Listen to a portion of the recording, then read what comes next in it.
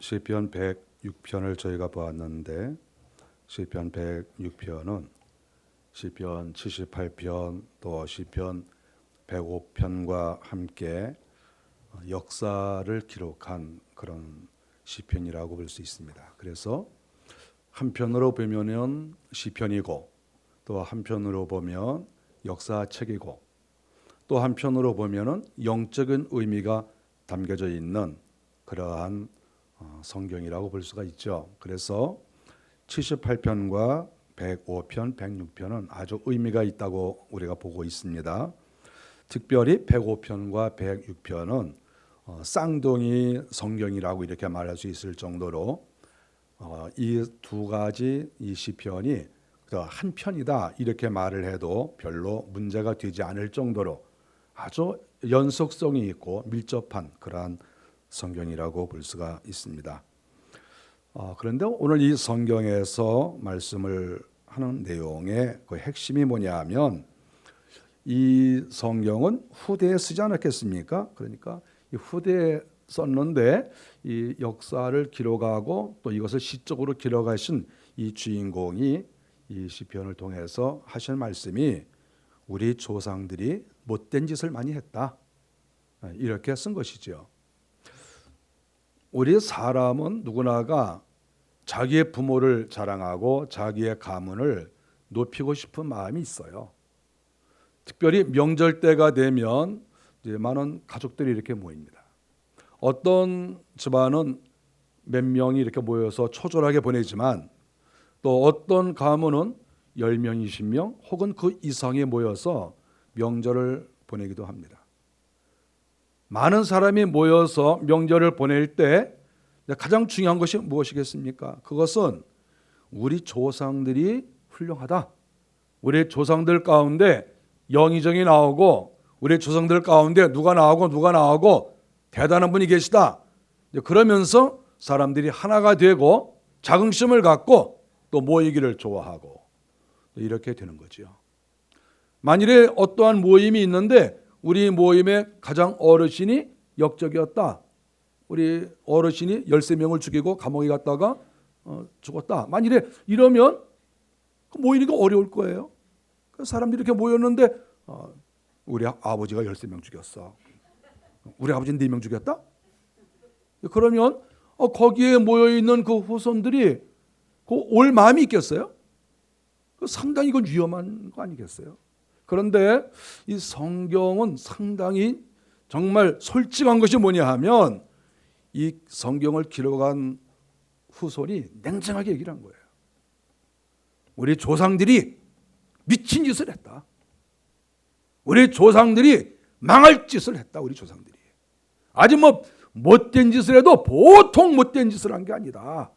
이렇게 이제 기록을 한 것이 시편 106편의 내용이 되겠습니다.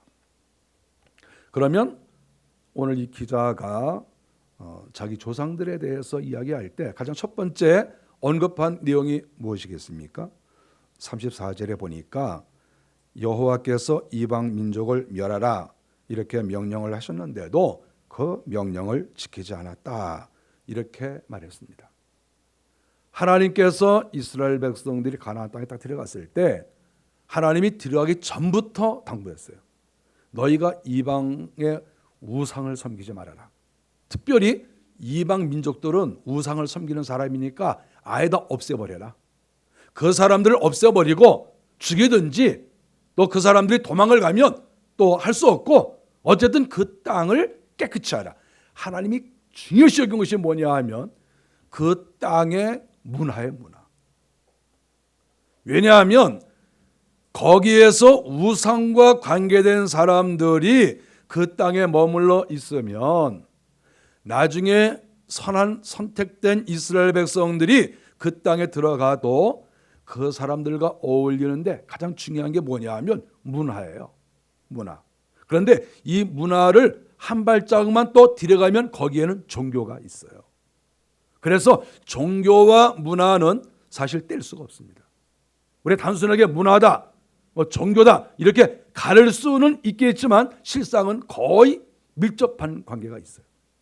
그래서 하나님께서 너희가 가나안 땅에 들어가거든 그 사람들을 다 죽여라.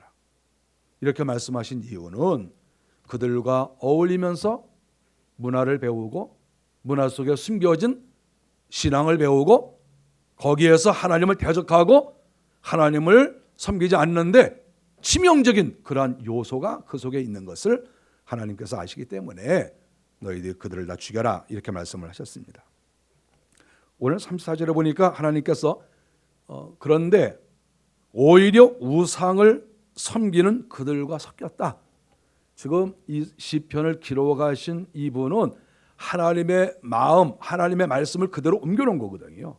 그랬을 때 하나님의 말씀은 뭐냐 하면 내가 가나안의 7 족속을 죽이라고 했더니 조금 죽이는 척하다가 죽이지 않고 오히려 그들과 어울리고 서로 왔다 갔다 왕래하고 또 아들을 또 보내기도 하고 며느리를 삼기도 하고 그러면서 서로 자연스럽게 너희들이 어울리지 않았느냐. 어울리면서 너희가 거기에서 이방 종교를 접하게 되고 또 너희가 그 이방 종교를 섬겼다. 이것이 34절 이하의 내용인 것을 알 수 있습니다. 그리고는 결국 36절에 너희가 그 우상을 섬겼다.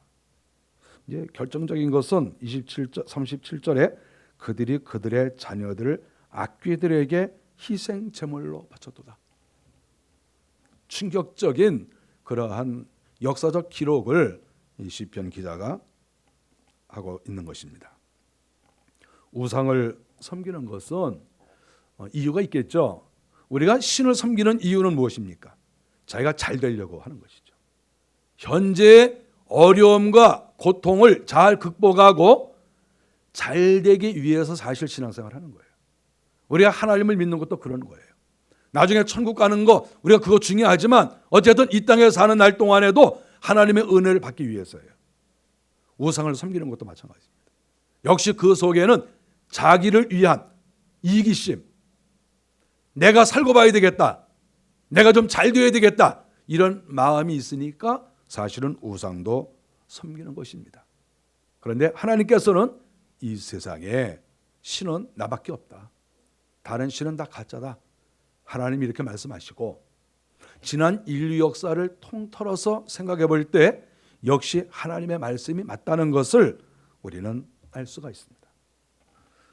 이스라엘 백성들이 이방 사람을 쫓아내지도 않고 이방 사람들이 섬기는 우상을 살살 섬기더니 오늘 본문에서 말씀하는 것처럼 충격적인 것은 자기의 자녀들을 악귀들에게 희생 제물로 드렸다. 이것이 결정적인 것입니다. 자기의 자녀를 악귀들에게 희생 제물로 드렸다. 이것은 인신 제사를 가리키는 것입니다. 인신 제사라는 것은 사람을 제물로 드리는 것이죠. 이런 끔찍한 일이 하나님의 나라에서 그리고 예루살렘에서 벌어졌다고 하는 것이죠. 이것이 충격적이고 끔찍한 일이라고 볼 수 있습니다. 예루살렘 안에는 성전이 있습니다. 날마다 하나님께 예배하는 성전이 있어요. 그런데도 이방 신이 들어왔습니다. 솔로몬 때 들어오기 시작을 했죠. 솔로몬의 아내들이 솔로몬에게 사정을 했어요. 내가 뭐 에돔 출신이고 내가 암몬 출신이고 내가 모압 출신이고 내가 어디 출신인데 내가 믿던 신이 있었습니다. 솔로몬 왕이요, 나 이거 하나님 믿는다고 하는데 영 내 취향에 맞지도 않고 내가 어려서 이런 거 해본 적도 없고 아주 이게 몸에 안 맞으니까 어떻게 내가 섬기던 신 좀 섬기게 해주세요. 솔로몬에게 이렇게 요청을 했어요. 그래서 사람들은 그 아내의 말을 무시하기가 어렵습니다. 이 아내의 말은 굉장한 위력이 있어요. 하나님보다 조금 더 높은 것 같아요. 그만큼 이 아내의 말이 위력이 있거든요. 그런데 아니 솔로몬도 아무리 왕이지만 아내가 계속해서 요구하니까 하나님의 명령보다 자기의 아내들의 말을 더 귀하게 여겼어요. 솔로몬이. 그 잘난 솔로몬이 그래서 허락을 했습니다. 그러면 너는 여기다가 뭐 산당 하나 져라. 넌 여기다 하나 져라. 그래서 이 산당을 허락을 하는데 예루살렘을 중심으로 뺑 돌아가면서 이제 허락을 하는 거예요. 그러니까 여기다 하나 줘라, 여기다 하나 줘라. 예수님께서 기도하시던 예루살렘 동쪽 감람산 거기에도 산당이 있었어요. 산당이. 거기에도 뭐 아래쪽에도 마찬가지고 사방 돌아가면서 산당들이 세워진 거예요. 이렇게 성전 제사가 있는데 돌아가면서는 다른 걸 하는 거예요. 솔로몬 때부터 시작을 했습니다. 오늘 본문에 나오는 악귀들에게 너희의 자녀를 희생제물로 드렸다. 이 아주 결정적인 이것은 몰렉 신에게 드린 것을 가리킵니다. 성경이 다 그렇게 말을 하고 있죠. 가나안 우상들에게 드렸다 그랬는데 이것은 말로 몰렉을 가리킵니다. 몰렉 신이라고 하는 것은 그 신전을 세웠는데 그 예루살렘에 보면 예루살렘의 그 남쪽 서남쪽에 보면 흰놈의 골짜기라고 있어요. 예루살렘 갔다 오신 분들은 아시죠? 흰놈의 골짜기가 있어요. 지금은 이제 공원으로 변했습니다. 흰놈의 골짜기가 있는데 흰놈의 골짜기에는 성전에서 제사를 드리다가 그 나온 부산물들, 그 냄새나고 썩은 거, 동물에 그 관계된 거, 재물과 관계된 거 이런 것들을 흰놈의 골짜기에 다 버렸어요. 그 예루살렘 성전하고 흰놈의 골짜기는 약 1km 떨어졌어요. 1km. 그러니까 거기다가 다 갖다 버렸어요. 그러니까 냄새가 뭐 말도 못합니다.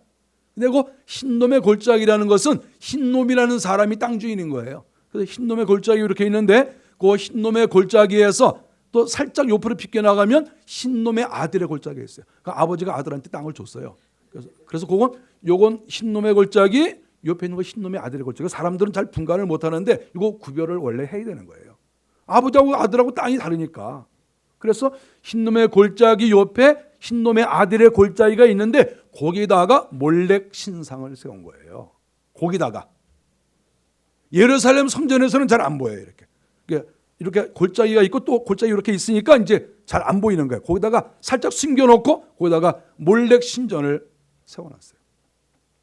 우리가 이 배경에서 보면 다 알지만은 이 몰렉 신이라고 하는 것은 이 머리가 소입니다. 소뿔이 이렇게 있고 소가 이렇게 있잖아요. 몸은 사람이고 머리는 소인 거예요. 그래서 이 몰렉 신이라고 하는 것은 이제 이 신을 이 동으로 만들잖아요. 노쇠 같은 거, 노동 이런 걸로 만들어요. 근데 이 신상은 이렇게 손을 앞으로 내밀게 되어 있어요.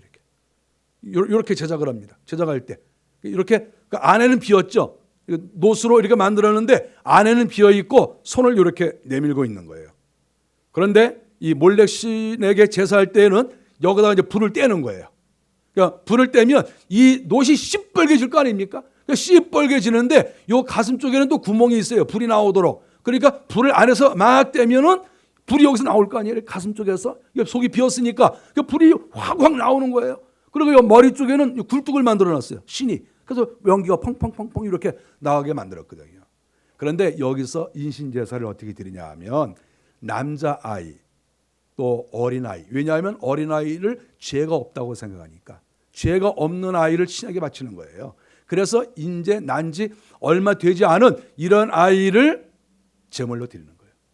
그러니까 이 제물을 이제 몰렉 신은 이루고 있으니까 여기다 올려놓는 거예요. 아이를 여기다 올려놓는 거예요. 그 조금 있으면 이 아이가 울겠잖아요. 막 울잖아요. 그럼 이제 제사장들이 거기서 북을 막 치는 거예요. 우리가 이 제사할 때 북 치는 이유가 다 있어요. 그러니까 아이가 우니까 불이 여기서 가슴에서 막 나오니까 애가 탈 거 아니에요. 애가 죽는다고 그랬죠. 그러면 이제 북을 막 쳐서 그 부모가 소리를 듣지 못하도록 그냥 애 우는 소리가 듣지 않게 북을 막 치는 거예요. 당당당당당당당 그러면 북을 막 치는 거예요. 나팔 불고 완전히 시끄러운 거죠. 사실 이게 시끄러운 예배는 굉장히 위험해요. 우리가 교회 안에서 예배를 드리고 교회마다 예배를 드리는데 원래 이 기독교 예배는 상당히 경건해야 되는 거예요. 근데 몰렉에게 드릴 때에는 성전에서 드릴 때보다 이거 완전히 이건 뭐 잡탕 예배가 되는 거죠. 막 북치고 나팔 불고 뭐 울고 시끄럽고 불이 활활 타고 뭐 이렇게 되는 거예요. 거기서 이제 애가 불타 죽습니다. 그 애를 바칠 때 저는 생각을 많이 해봤어요. 애를 바칠 때에 부모의 생각이 도대체 뭔가 도대체 어떤 마음으로 이 애를 드린다는 건가 그런 생각을 많이 해보죠. 우리가 단순하게 인신제사를 드린다 이건 알지만 왜 도대체 이런 짓을 하는가 생각을 많이 해봐요. 그랬을 때 그 부모의 마음은 이럴 거예요. 당시의 나라는 상당히 불안하지 않습니까? 전쟁의 위험, 또 질병의 위험, 가난의 위험, 이 기근 이런 것들이 당시에는 굉장히 많았어요. 특별히 성경에 보면 아하스 왕 때부터 했다고 그랬거든요. BC 700년 전쯤이거든요. 당시에 상당히 어려움이 많았어요. 사람들이 다 불안해요. 마음이 불안해. 저는 인신제사의 가장 중심에 인간이 미래에 대한 불안이라고 생각해요. 미래에 대한 불안. 과연 내가 이 전쟁 가운데 살아남을 수 있을까? 수많은 전염병이 있는데 내가 살 수 있을까? 이 가난이 있는데 내가 굶어 죽지 않을까? 이런 생각들을 많이 하고 있는 거예요. 결국은 자기의 자기. 내가 죽을까 봐. 내가 이 땅에서 고통과 어려움을 당할까 봐 걱정하고 있는데, 이런 몰렉이라고 하는 암몬이 섬기는 신이거든요. 이 몰렉에게 내 자식을 드리면 내가 좋을 거 아니에요. 나 좋으려고. 인신제사의 가장 중요한 핵심은 나의 행복입니다. 나 좋으려고. 내가 전쟁의 위험과 전염병의 그 고통과 그 가난의 그 어려움을 내가 겪지 않으려고. 결국은 나를 위해서 아무것도 모르는 내 자식을 바치는 거, 태워 죽이는 거, 몰렉신에게 드리는 거, 불타서 드리는 거, 이것이 결국은 그 중심에 내가 이 땅에서 잘 살고자 하는 그러한 마음으로, 그러한 욕구 때문에 인신 제사를 드리는 것이다. 이렇게 생각할 수 있습니다. 그 아이가 다 타지는 않죠. 그 불이 이렇게 나와서 있으니까 나중에 이제 보면 이 아이가 다 타지 않고 투두둑 떨어지죠. 이렇게 얼어져 타서 투두둑 떨어지면 나중에 이제 그게 그 제사가 끝나면 그 아이의 타고 남은 거를 이렇게 모아요. 그러니까 모아가지고 항아리에 담아서 그 근처에다가 묻어요. 이렇게 묻는데 역사 기록에 보면 나중에 묻을 데가 없었대요. 충격적인 얘기인 거예요. 근데 그 짓을 누가 했습니까? 이스라엘 백성이 한 거예요. 유대인들이 그런 거예요. 나중에 하도 인신제사를 많이 드려서 나중에 땅을 파서 애를 묻을 데가 없다는 거예요. 워낙 막 공동묘지가 쫙 이렇게 돼 있으니까 묻을 자리가 없는 거야. 이스라엘 백성들이 그랬습니다. 하나님이 택한 백성들이. 아마 인신제사를 드리면서 어떤 사람은 이런 마음을 가졌을지 모르죠. 지금 저 성전에서 제사하는 너희들보다 내가 더 믿음이 있다 그랬을지 모르죠. 지금 성전에서도 지금 1km 떨어진 성전에서도 양을 잡고 소를 잡고 제사를 드리잖아요. 지금 똑같이 거기서도 지금 그 제단에서 불을 태우잖아요. 이렇게 양과 소를 태우잖아요. 여기서 몰렉 신전에서도 지금 아기를 태우고 똑같이 연기가 올라오는 거죠. 연기가 똑같이 올라와요. 그런데 여기에 몰렉에게 인신제사를 드리는 그 사람들이 어떤 생각을 가졌겠어요? 여러분, 그 사람들이 자기가 더 믿음 있다고 생각했을 거예요. 추측컨대.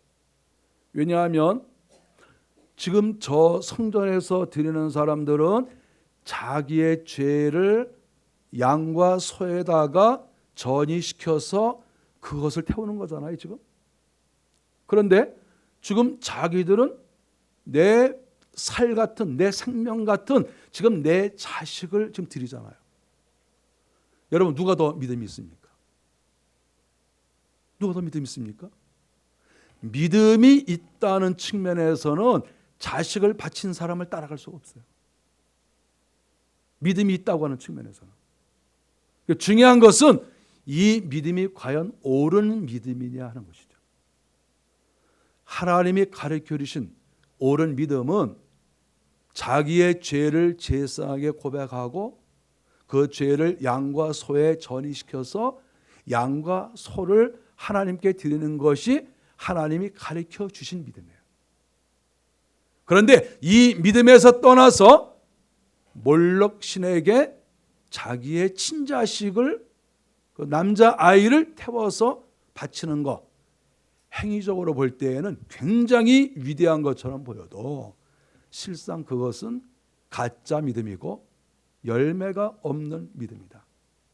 외적으로 볼 때에는 10배, 100배, 1000배 비교할 수 없이 굉장한 것 같지만, 그러나 거기에는 아무런 열매와 소득이 없는 그러한 믿음이다. 그것을 여기서 발견할 수가 있습니다.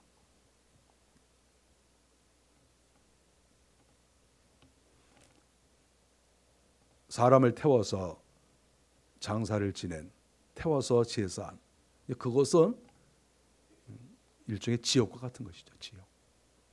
그래서 성경은 흰놈의 골짜기를 지옥과 관련해서 얘기를 합니다.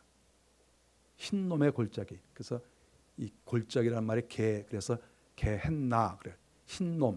흰놈의 골짜기. 그래서 게헨나. 근데 그 게헨나를 지옥으로 우리가 해석을 하고 보고 있어요.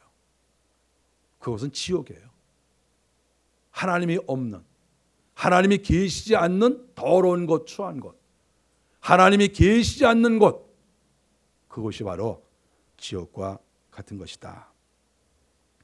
자기의 자식을 불에 태워서 이방 신에게 바친다고 하는 이것은 인간 도살과 같은 것이고, 결국에는 지옥에서 유황불에서 타고 있는 그 모습을 연상할 수가 있다.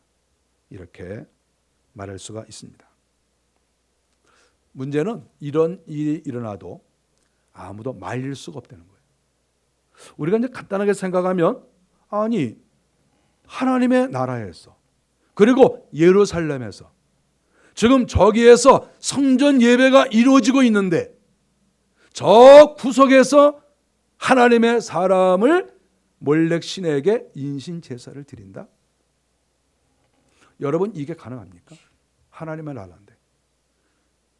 저는 이 본문을 보면서 그런 생각을 했어요. 내가 만일에 당시의 제사장이었으면 내가 어떻게 했을까? 그런 생각을 했어요. 내가 만일에 당시의 제사장이면 저는 아마 칼을 들고 갔을 것 같아요. 칼을 하나 들고, 야 이놈들아, 어디서 예루살렘 안에서 하나님이 세우신 이 예루살렘 안에서 저 성전 제사가 이루어지고 있는데 어디 여기에서 자기의 자식을 드리느냐? 그리고 내가 칼을 빼가지고 쫓아가서 부모를 목을 치려고 내가 딱 이렇게, 왜냐하면 당시의 제사장도 칼을 가지고 있었으니까, 그래서 가서 딱 치려고 하면 아마 옆에서 수많은 사람이 달려왔을 거예요. 왜냐하면 한 영혼 제사장 정신 차려, 막 그럴 것 같아요.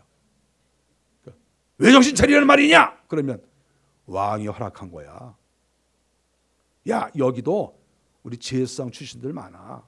지금 여기 이 제사, 인신제사 드리는 이 부모도 아무 대감이야, 아무 장관이야. 이렇게 말할 가능성이 많아요. 왜냐하면 아무도 말리지를 못했어요. 말리지 못했다는 건 뭐예요?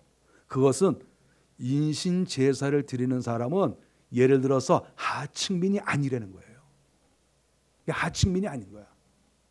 이게 상당히 수준이 높은 권력과 재물과 이 모든 것들을 가지고 있는 그 사람들이 인신제사를 드리기 때문에 아무리 정의로운 제사장에 가서 그것을 막으려고 해도 막을 수가 없었던 것이 역사적인 사실이에요. 막을 수가 없는 거야. 그래서 거기에서 끊임없이 인신제사가 드려지고 있었다. 이것이 하나님의 나라인 이스라엘 나라에서 벌어진 일이다. 이렇게 성경은 가르쳐주고, 그래서 시편 106편은 통탄한 그러한 마음을 가지고 이 성경을 기록했다. 이렇게 볼 수가 있습니다. 결국 이러한 일이 벌어져서 하나님이 그 땅에 대해서 말씀하시기를 그 땅은 피로 더러워졌다. 이렇게 말씀을 했습니다. 땅이 죄를 졌지요. 억울한 피가 흘렸죠. 우리가 사람이 죽는 것 같지만 이 사람이 어떻게 죽었느냐가 굉장히 중요합니다. 사람이 죽었을 때, 만일에 이 사람이 억울하게 죽으면 하나님이 분노하시죠. 사람의 생명은 하나님이 주신 거거든요. 우리가 사람 한 사람 한 사람 생명이 다 중요해요. 누구의 생명은 더 귀하고 누구의 생명은 귀하지 않다 이런 거 없어요. 생명은 다 귀해요. 어린아이의 생명은 뭐 생명이 아닙니까? 생명은 다 귀한 거예요. 그런데 이 생명을 바쳤어요. 하나님의 판단은 무엇입니까? 너희가 죄를 졌다. 그래서 이 땅은 더러워지고 이 땅에 내가 진노할 것이다. 내가 이 땅에 저주를 퍼부을 것이다. 하나님이 이렇게 말씀을 하신 것입니다. 사람의 생명 소중한 것이죠.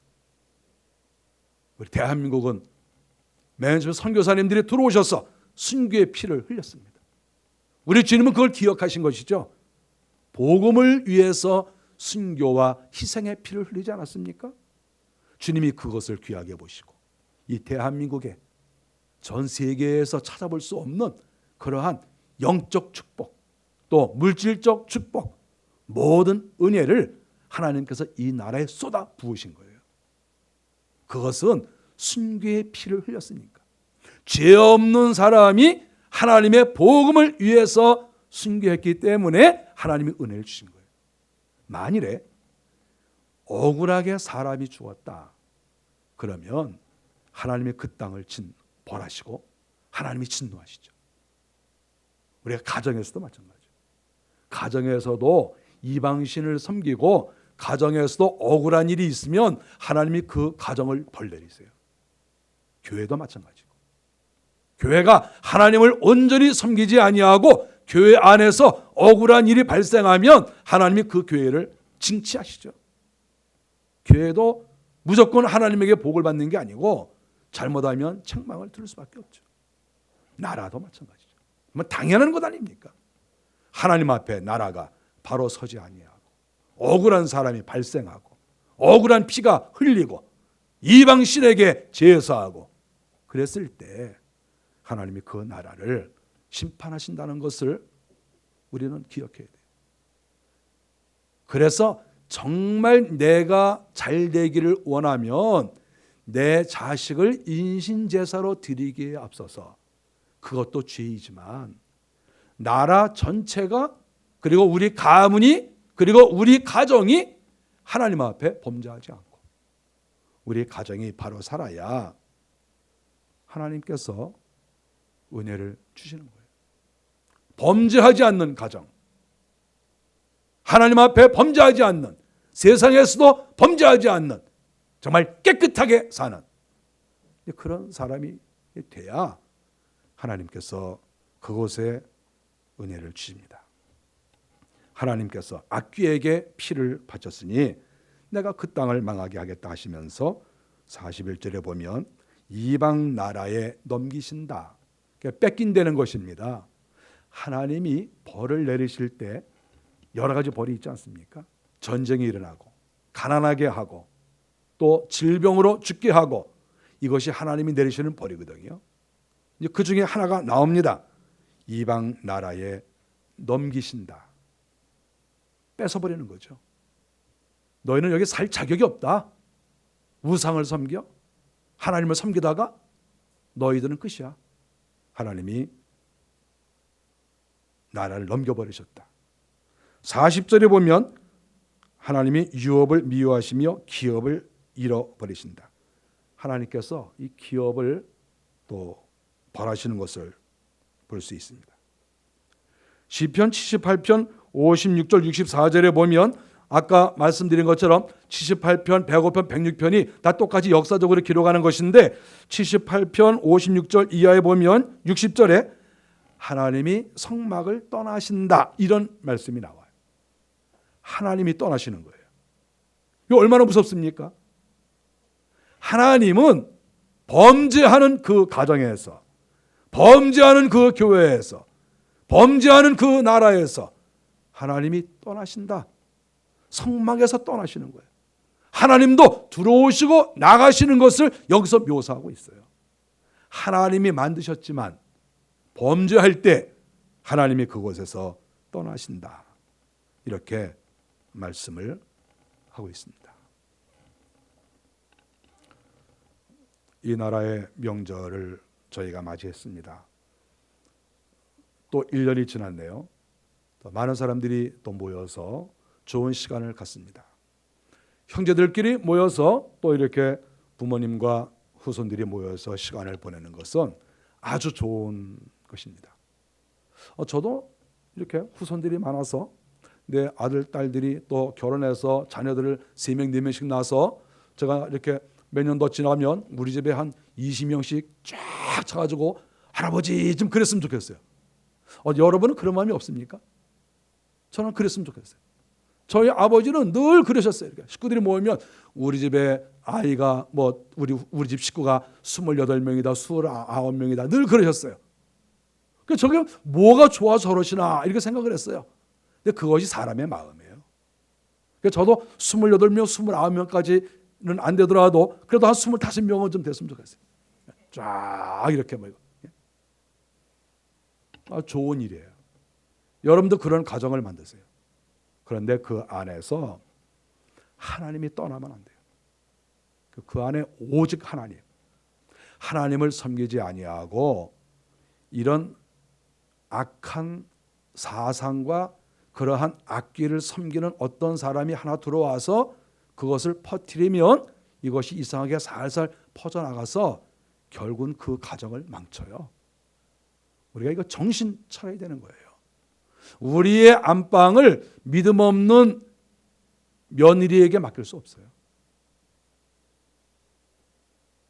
솔로몬이 거기에서 실패했어요. 믿음 없는 자를 안방을 내준 거예요. 안방을 내주니까 결국 시간이 지나가면서 결국은 하나님을 대적하는 그러한 것이 발생을 한 거예요. 우리의 사람은 누구나가 미래에 대해서 염려하고 걱정하고 불안해할 수 있습니다. 오죽하면 자기의 아들을, 그 어린 아들을 불태워서 바치겠습니까? 가슴 아픈 거죠. 그만큼 우리는 미래에 대해서 불안해요. 그런데 중요한 것은 하나님이 우리의 미래를 책임지신다는 거죠. 전쟁도 하나님의 손에 있다고 말씀하셨어요. 이 세상의 모든 것이 사람 손에 있는 게 아니에요. 하나님 손에 있는 거예요. 그래서 하나님에게만 가까이 나아가면 문제가 해결이 되는데, 지금 몰레에게 제사를 드리는 사람은 성전에서부터 점점 떨어져 나온 거예요. 이렇게 믿음이. 믿음이 점점 떨어져 나와서 어느 날 1000m 떨어진 1km 정도 떨어진 그곳에서 다른 제사를 드리고 있는 거예요. 이것은 성전에서부터 믿음이 떨어져 나온 하나님과 거리가 멀어진 것을 가르쳐주고 있는 거예요. 하나님과 거리가 멀어지면 멀어진 곳에 거기에는 조그만 하나님이 계신 것이 아니라 이방 신이 그 자리에 있는 거예요. 우리가 믿음이 떨어지면 믿음이 좀 있는 줄 알잖아요. 믿음이 조금 남아있는 게 아니라 거기에는 귀신이 있는 거예요. 이것이 성경에서 우리에게 가르쳐주는 거예요. 믿음이 떨어지는 사람은 믿음이 약해진 게 아니에요. 그 속에 귀신이 들어가는 거예요. 믿음이 떨어지는 것만큼 악귀가 그 속에 들어가는 거예요. 그것이 성경에 나온 것이고 실질적으로 그렇게 되는 거예요. 그래서 믿음이 떨어지는 것은 세상에서 가장 무서운 거예요. 그 영혼을 잃어버리게 되고 그 가문이 망하는, 그 가정이 진노를 받게 되는 그러한 길이 되는 것이죠. 그래서 우리가 믿음이 소중한 것이고 하나님을 믿는 믿음이야말로 실상 우리가 사는 길이다 하는 것을 본문이 가르쳐주고 있습니다. 우리 주님은 지금도 살아계십니다. 살아계신 주님께 날마다 나아가십시오.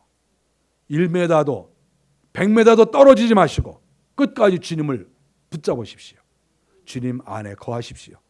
그리고 주의 은혜 속에서 여러분들이 꼭 사시기를 바랍니다. 기도하겠습니다.